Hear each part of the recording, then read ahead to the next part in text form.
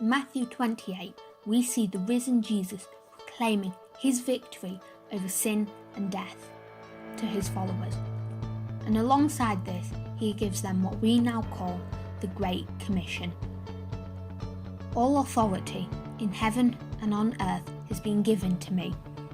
Go, therefore, and make disciples of all nations, baptizing them in the name of the Father, and of the Son, and of the Holy Spirit, teaching them to observe all that I have commanded you. And behold, I am with you always to the end of the age. Matthew 28, 18-20. Then, throughout the book of Acts, these believers, now full of the Holy Spirit, see an explosive advance of the gospel. And over the course of only 30 years, churches planted across the whole of the Roman Empire, as faithful disciples go from city to city, telling people about Jesus. In one of these cities, Ephesus, Paul, who had been sent out from his home church, stays for 2 years preaching and teaching.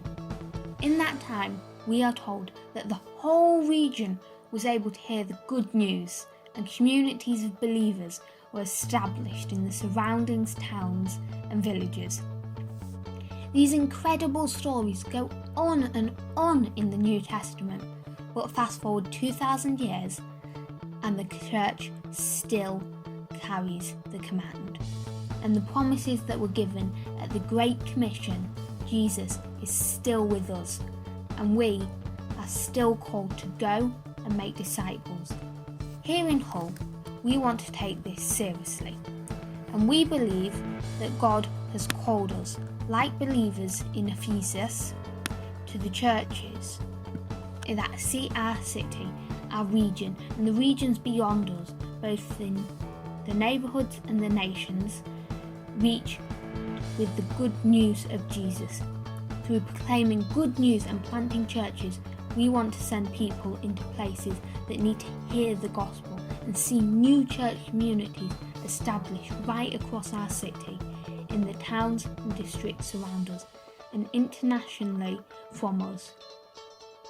Now, we might think that this is something reserved for only a special few, but the Bible tells us that we all have a part to play in this mission.